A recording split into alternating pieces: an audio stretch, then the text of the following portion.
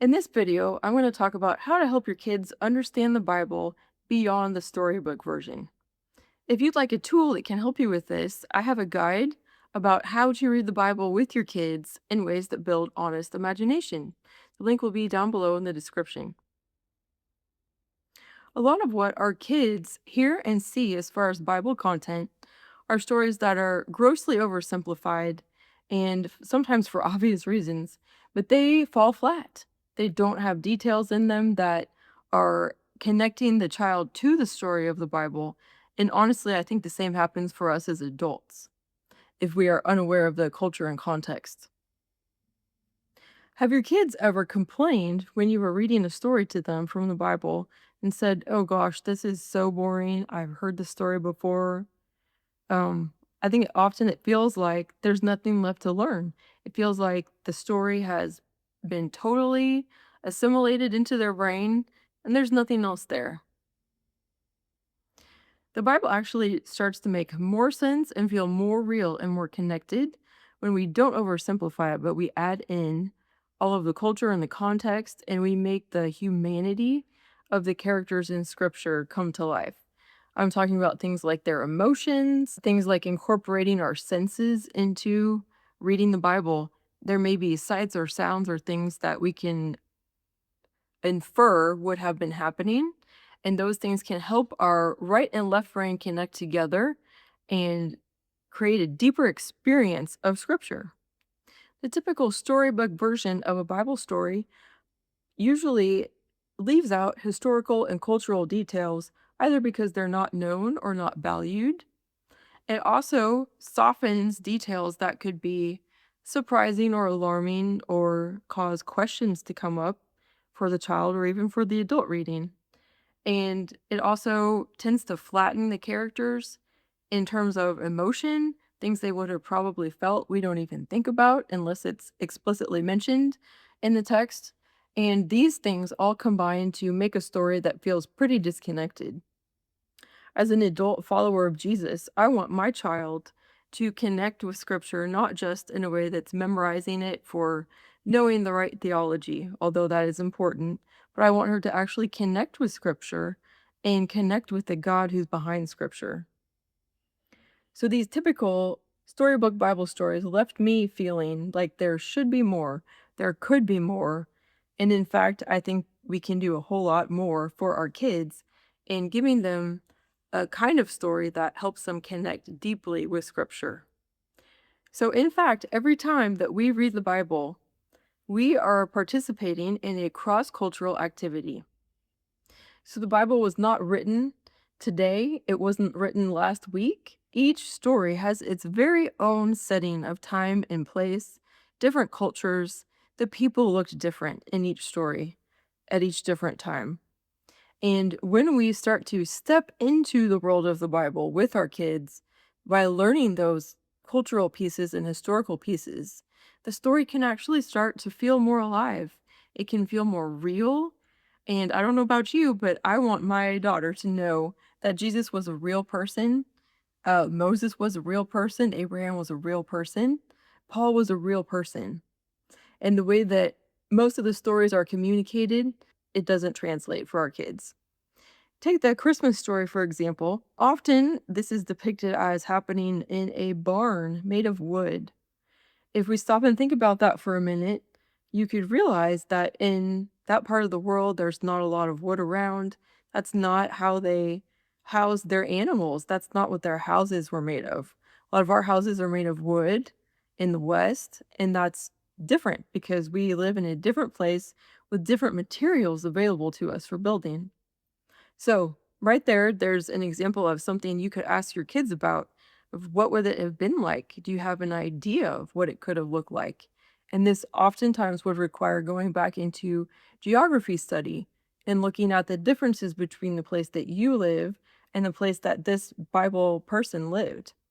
Another example of a huge difference in the modern Western cultures that we live in are that we have a lot of time to ourselves. We have what we call alone time. We have space to ourselves. We have our own bedroom, for example.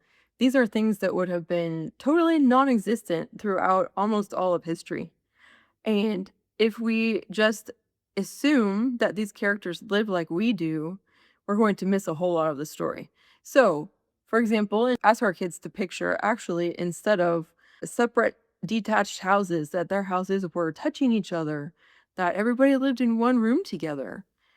There were multi generations living sort of side by side, sharing a courtyard, that it was a different kind of way to live with lots of people in a very close situation. Another wonderful thing to ask kids about when you read a Bible story is about their senses. What could they see? What could these people hear? What were they maybe smelling? That's a really good question for when there's animals involved because animals were taken care of differently. So even imagine the smells of what would it have been like when Jesus was born. You can ask your kids to imagine what would their clothing have felt like? What would they might have been wearing? What could they see? What colors? What textures? All of these different sensory inputs, if we allow our brains to kind of synthesize them all into an experience, we're going to have a much deeper connection and actually a better memory over this Bible story. I know a lot of times when I read the Bible, I come across something that feels very strange or awkward, something that I don't understand. And this is a great time when you're reading with your kids to pause and say, what could be going on here? To ask a question instead of trying to let your own brain and your own culture figure out what you think might have happened. To stop and ask what might have been happening in this culture and this place in this time. Sometimes that means doing some research, which actually I think is really fun. You can go on a research quest to try and figure out what was happening here. Sometimes commentaries have a lot to offer there. There are lots of historical resources these days, cultural context that is available to us that we didn't have even when I was growing up. It's great to follow kids' curiosity in this way. If there's something that they're curious about and they're leading the exploration, it's probably going to be something that they are going to latch onto and remember well. So let them go with it and go along for the ride. For older kids who have been exposed to Bible stories for longer and have seen more art around it, have seen maybe more Christmas cards, more books that you've read to them or they've read somewhere, more videos even of this Bible story. You can ask these kids when you read actual direct scripture, what do you notice that's really different between the two? Is there something that isn't maybe very accurate? Something that contradicts what you see in scripture? And older kids can have a great time using their critical thinking skills to realize, something's going on here. This may have been more like that. It can be a great learning experience for them. And this kind of wrestling with scripture and knowing what it really says is powerful for their own spiritual formation. As an adult, I have experienced a lot of transformation by learning these cultural and historical pieces. It has been so exciting to me, it's brought me to tears at different points. The story of Jesus' birth is one good example. In the West here, and the way that scripture has been translated from the original, it has given the impression that there was a complete lack of hospitality for Mary and Joseph and Jesus. And that is not the case based on the historical record, based on cultural details that we know, and based on the scripture itself. So, knowing that Jesus and his parents on earth here, Mary and Joseph, experienced an extreme level of hospitality, which is actually what you see in that part of the world, changes everything to me. Instead of Jesus being born in a cold, unfit, sort of disconnected and wrong place, he was brought into the warmth of a family living room where there was a manger inside the house where he was wrapped by Mary in swaddling cloths and laid in a manger. surrounded by midwife, surrounded by other women who were already mothers.